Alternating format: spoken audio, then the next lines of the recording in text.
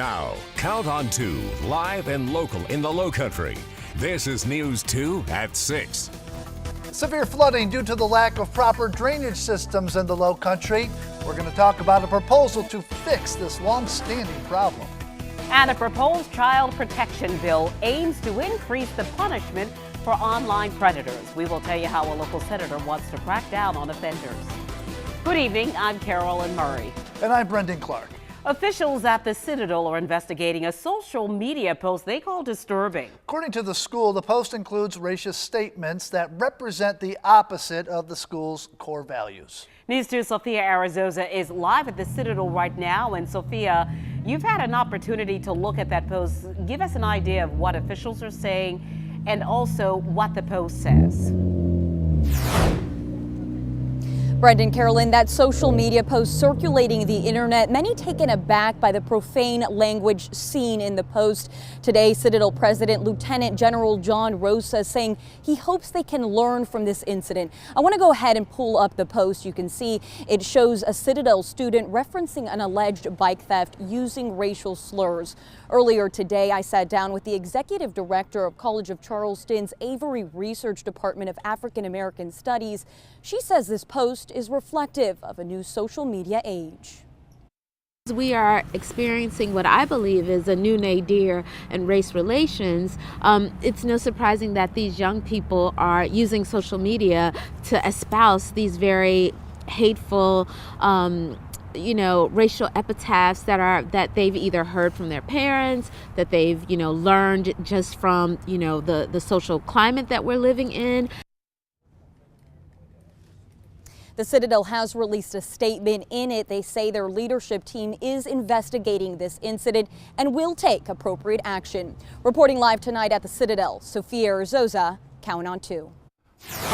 Sophia, thank you. I want you to take a look at this video here behind us. It is no secret the Lowcountry has seen its fair share of flooding. Some blame the problem on the lack of proper drainage systems. Yesterday, Charleston Mayor John Tecklenburg traveled to Columbia in favor of a bill to find solutions for some of what you're seeing behind us right now, flooding as well as drainage. News 2's Deanne Roberts live in downtown. Deanne, the city received some good news today. That's right, Brendan and Carolyn. Earlier today, a South Carolina State Senate subcommittee unanimously approved moving money from hospitality and accommodation taxes to go towards flooding and drainage projects across the state. Brendan, Carolyn, I am at the Battery downtown, and just last year, these walls right here were getting slammed with water from Hurricane Irma. Check out this video. This was the site of the Battery last year, which led to 50 straight days of crazy flooding, destroying our drainage systems. So city officials are stepping in to make a change. Criminals who attempt to kidnap children in our state could face a lengthy time in jail. News 2's Dorchester County reporter Stetson Miller spoke with a state senator hoping to amend a current bill. Hey, good evening, Carolyn and Brendan. Last week, Senator Sean Bennett, who represents parts of Dorchester, Charleston, and Berkeley counties, introduced legislation that would create a new criminal offense in South Carolina. It's for people who attempt to lure or entice children in person and online. And he said that the inspiration behind the bill came from a recent local incident. Earlier this month, a family called the Mount Pleasant Police Department after a suspicious white van was seen circling the Somerset Oaks neighborhood. Children told their parents that the man in the van asked them if they wanted to see his dog. They said no. The man then drove off. Police later determined that no charges would be filed. Senator Bennett heard about the incident and said it inspired him to draft new legislation that would amend kidnapping laws and make it a criminal offense for people who attempt to lure children.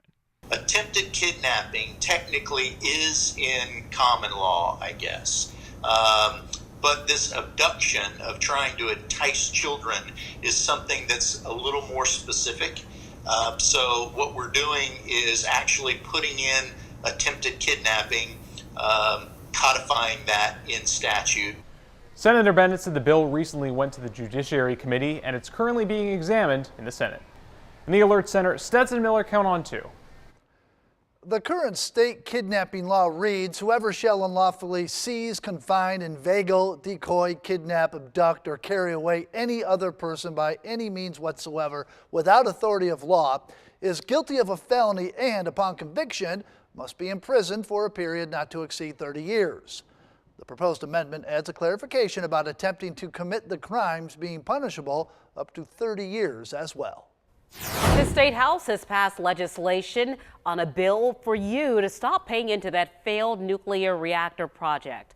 The proposal was part of a bill that repeals a law allowing South Carolina Electric and Gas to charge customers for those plants. Now, the bill goes to Governor Henry McMaster to sign as CEG and state-owned Santee Cooper spent billions of dollars on reactors that were not completed.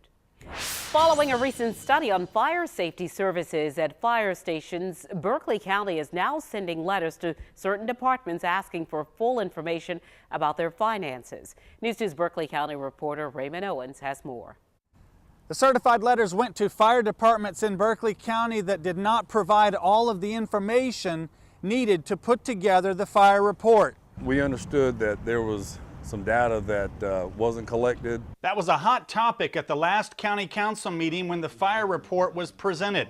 The consultants in charge said some departments provided incomplete information about some aspects of their departments. The letter from Berkeley County Emergency Services Director Dan Barb asks departments to provide a department audit, records of loans and mortgages, credit card balances over $5,000, an inventory of fire apparatus, and notification if the department is debt-free. Newell has a message for fire department leaders who may be skeptical of why the county wants the information.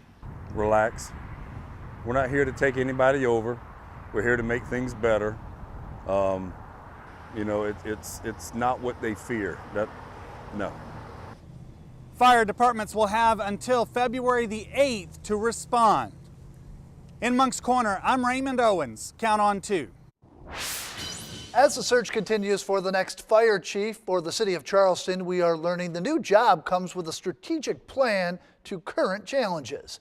News 2's Macy McLeod has been digging into this new plan, and she joins us now with more. Macy? Well, Brendan, this plan is like a blueprint for the next Charleston fire chief, highlighting the goals and objectives for the next 5 years in the department. Now, this also includes pointing out the strengths and weaknesses. Some of the biggest strengths listed in this report include dedicated employees, cooperation with other agencies, and strong core training and use of technology. And some highlighted areas for improvement include communication, both internally and with the public, too many units out of service at the same time, and a revolving door of staff. Fire chief candidates tell me it's helpful to have a clear direction and goals. Organization is already looking forward, and to get the organization to think about what they need to do to get better and what the future holds is an incredible step. And it's a fortunate step for any fire chief who comes in to not have to fight that battle right off the bat. And if you would like to take a closer look at the strategic plan, I'll include a link on our website. That's counton2.com. Macy McLeod, Count On 2.